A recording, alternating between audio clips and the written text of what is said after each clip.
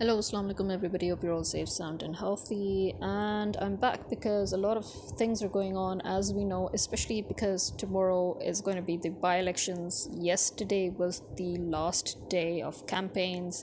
As we know, Sher Afzal Marvat, kudos to him. He actually proved once again his power to gather crowds, to engage with crowds, to fully represent Imran Khan, in other words. So he did a magnificent job. There was literally a sea of people flooding the streets, and the campaigning in Punjab was extremely successful, so much so that Maryam Nawaz, in fact, held a meltdown. As we know, insanity runs in that family. So, just beware. Anytime what few marbles she's got left, she's going to be losing them. We don't know when. It's going to be soon. That much we can see. And then, with once again, the government is actually up to its antics. They have been trying to interfere with the ROs in different cities, and funnily enough, it wasn't enough that they have been heavily interfering in Punjab. They tried to hamper the campaigns. They tried to put stage obstacles. They even turned off the power supply during rallies. But obviously, the PTI members came prepared because they had generators. But the funny fact is that the federal government actually had the nerve to transgress over, to trespass into the jurisdiction of KPK, that is the provincial assembly, the provincial government's jurisdiction of KPK. And in KPK, obviously, the government is PTI. The fact that the intelligence service sent their agent there to rough up the DC of Bajor, who is also the RO there, just because the federal government they had been pressuring him to change his staff prior to the elections, or exactly on the election day. And he refused. So, then they harassed them, they threatened them. He refused. And when they saw that he wasn't budging, then they sent intelligence agents to rough him up. According to the written complaint that he had sent, his staff was not just roughed up. They were not just threatened and roughed up. They were not just beaten up. He himself too, I think, he was manhandled. But they were actually, guns were pointed to their heads, forcing them, threatening them that the staff needed to be changed. So what did he do in return? Right after the Friday prayers, he and his members, they staged a protest, and they announced that they would actually even boycott the elections. They will not work. They will not allow anybody else to work. They will not collect the votes. They will not allow the elections to progress as far as they're concerned on their end, if they would continue to be threatened. But this is just one of the few incidents that's been out. But the reason why this incident came out is because it was KPK. It was right under the nose of PTI government, and PTI government had already, as we know, they had sort of verbally smacked Punjab government for letting Punjab police be harassed, beaten up, manhandled, roughed up by the army. And so now a similar incident has occurred here. And people, all the journalists, the analysts, they're all saying that, this would prove to be a test case for KPK's government. That are they now going to prove that they have some bite to them? Or are they going to prove that they're only bark and no bite? So, are they going to make an example out of this case? Are they actually going to do something? Now, according to the KPK's, statement, they have taken note of it, and they are definitely going to do something about it. But again, as we said, we need to see if they're actually going to do something about it. If they do, kudos to them. Otherwise, that's going to be another painful, a painful time for everybody. Okay, so why is it that it has once again become so important, these by-elections? Because this time the government, once again, they have seen how the people have just come out in droves, how especially Punjab came out despite the fact that they tried their best that people would not be allowed to come out. And the fact that they, even in a few cities of Punjab, they actually banned and blocked rallies, and they didn't allow them to campaign. But and yet, illegally, the Speaker of Punjab Assembly was sitting and campaigning for PMLN, and this is illegal. But then again, we literally have an illegal government. None of them are legally placed in their positions as it is. So why would you expect them to do anything legal? Why would you expect them to conform to the law? I mean, as it is, it's already been, they're already a laughing stock, on top of that, because on Friday, apparently, right when it was time for Friday prayers, shoes were stolen from within the parliament. So, I mean, as I said, why is anybody surprised? People have already said that we already know we've got thieves in the parliament. So why is it a surprise that, shoes finally got stolen? There's no honor amongst thieves. So there we have it. But on top of that is also because, as we know, Zardari's joint parliamentary session was a flop. His first speech was a flop because the service chiefs or commanders, the and the COAS and the Chief Justice of the Supreme Court failed to come, which people are saying that it's because they feared repercussions based on the warning given by Imran Khan, wherein he said that if anything happened to his wife, he would not leave Asim Munir alone. So they decided that it would be better that they do not appear there, because they knew that there would be dignitaries present. They had a feeling that PTI was going to be very aggressive in their protest that day, which they were. And I guess they were just scared. But again, as I said before, if they're really that scared, why do they keep messing with Bushra Bibi? I mean, I think it's very, very low down. It's very Israeli of them, actually. It's very Jewish of them to hit below the belt like that, to attack a female just to break a man. Seriously, what are you going to get out of doing anything to her? It's just going to fall back on you, especially because, see, Imran Khan at this point, he will only become more dangerous.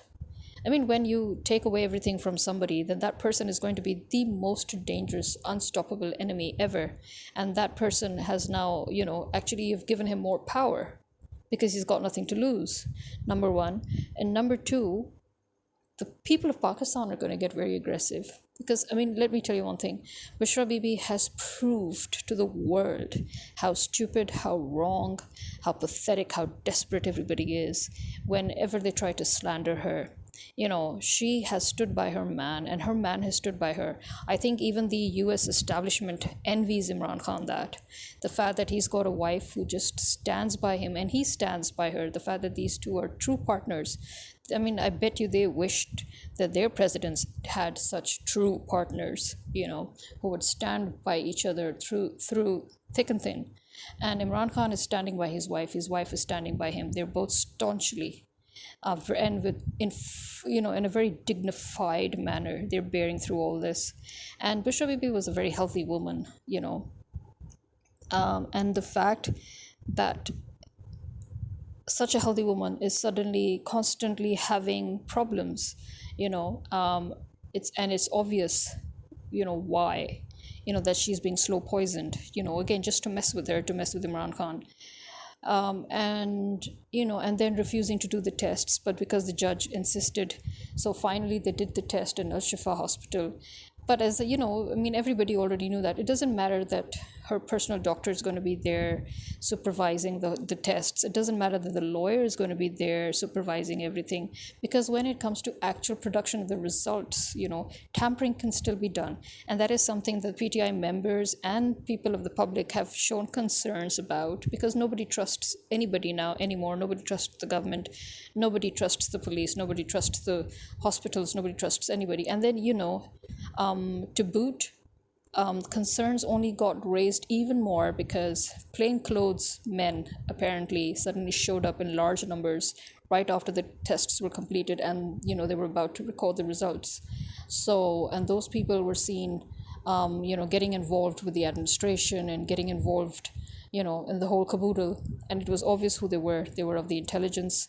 They were sent there to tamper with the results if necessary. And yes, the mainstream media has come up with the tampered results, saying that nothing's wrong. But Bushra Bibi's daughters come forward, and she said that there is perforation in her gastric lining. That much they have definitely found out already through the endoscopy.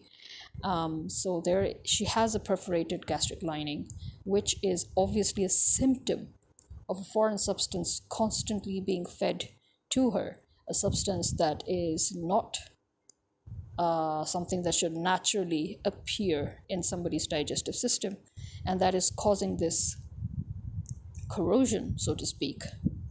So that is, again, a matter of concern for everybody.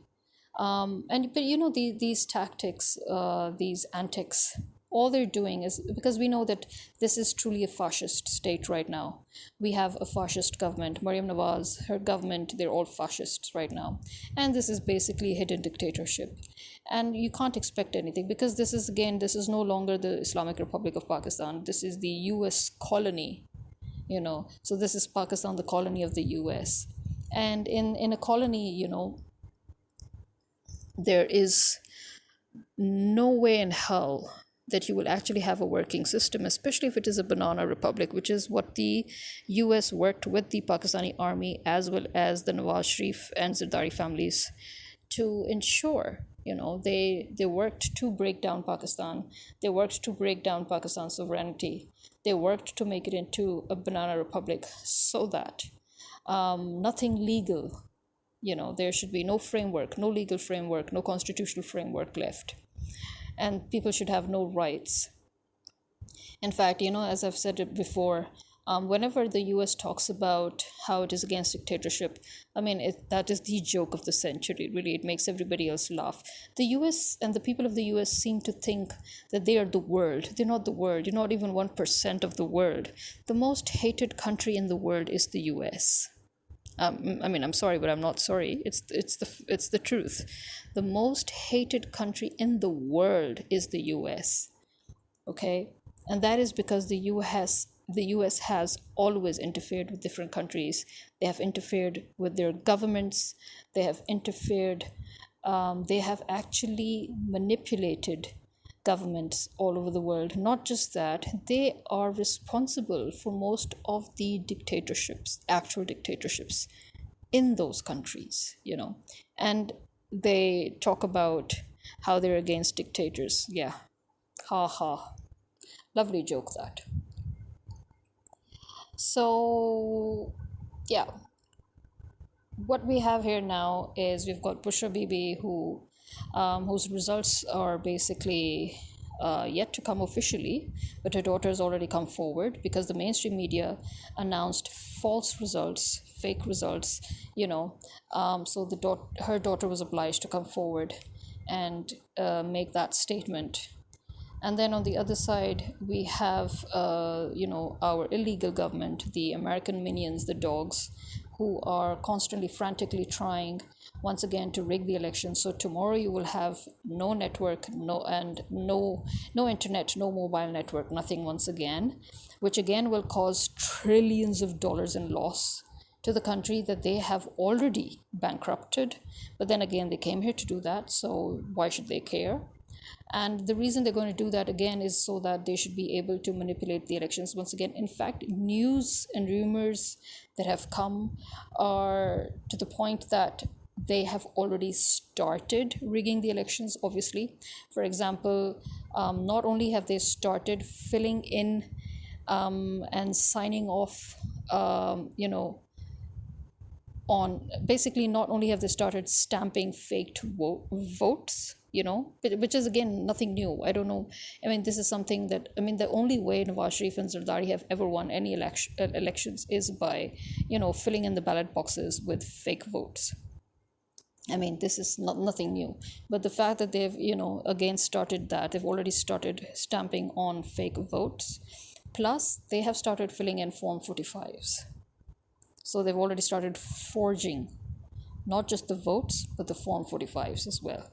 So, I mean, don't be surprised if, despite the huge turnout of people again tomorrow, and they will turn out just to make life difficult for the government, just like how we did in February 8th, just to make life difficult for the government, for the army, for the traitors. People will turn out. There'll be a huge turnout again tomorrow, despite everything. And after all of that, if again you see the illegal thieves, traitors, taking up those seats, and taking oath on seats that they never actually ran for, never properly campaigned for, never, won, then understand why they're there. I mean, seriously. In fact, it will be a surprise if the PTI members would actually be allowed to win. And I'm talking about Punjab, not KPK. In KPK, it will be a surprise actually if they don't, but in Punjab, it will be a surprise if they do allow PTI members to fairly win the elections. But then again, maybe just to prove us wrong, they might actually try to be over smart and do that, which will be good for us in the long term. So there we are, we've got so much going on, and now you have to just be on the lookout for what happens tomorrow. Because this Bajor incident is just the incident that has been brought forward. Obviously, again, he probably had the confidence, the power to bring it up, because again, over there, the government is not that of the illegal traitors. The government is the fairly elected PTI government. But in other places, maybe in other parts of Punjab, for example, especially Punjab, we don't know how many people have been harassed, how many people have been threatened at gunpoint, to change their staff. We don't know, so this is not just one incident. There have been many incidents, most probably, especially at the way Maryam Nawaz is going crazy. So yeah, I mean, let's see what happens. Back to the Iran-Israel, factor. It's hilarious, because Iran actually says that the U.S., requested Iran to allow Israel to save face and prompt an attack. And actually, guess what? I believe that. I actually believe that because, as I said, only the brainwashed sheep, the herd of the US and Europe would believe whatever it is that their governments have, misinformed. Because I'm sorry, if there's anybody who's more brainwashed in this whole world, it's the public. The American and European public. I've never seen a more ignorant public in my entire life. So yeah. So I mean, yeah, if Iran says that, this pathetic, lame attempt of Israel to save face, was just, yeah, I believe that. I believe that America definitely would have asked Iran to do that, because I actually have a friend who lives in Iran, and that friend is also part of the press. And he very clearly stated that in Iran there is actually no movement whatsoever, not even a single millisecond worth of a movement was noticed in the relevant quarters, suggesting that actually there has been no real attack.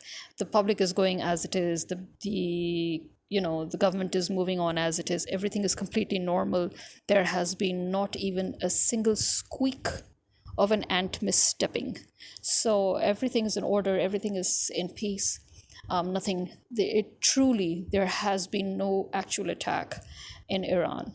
So whatever, lame-assed attack that they, sort of pathetically attempted was probably in some base that Iran probably pinpointed that, okay, you know what, here is this place where we can allow you to drop your pathetic missiles, And if Iran says it down to the rest, yeah, bloody well down to the rest. As I said, just look at just weigh the scale. You've got the liar, a perpetual liar, that is the US. And then you've got a country that's hardly ever spoken rubbish in the entire, I mean, in its entire history, in its entire political history. You've never actually had Iran come up and make useless statements in press conferences. No. But you do see the US, barking. The US is always barking about something or the other, and so is Israel. So, you can just see, it's so easy to see who's lying again. And because, as I said, the US and Israel, they're perpetual liars. I mean, the actual existence of Israel itself is a lie, and it's a lie that has been propagated and promoted by the Europeans and the Americans.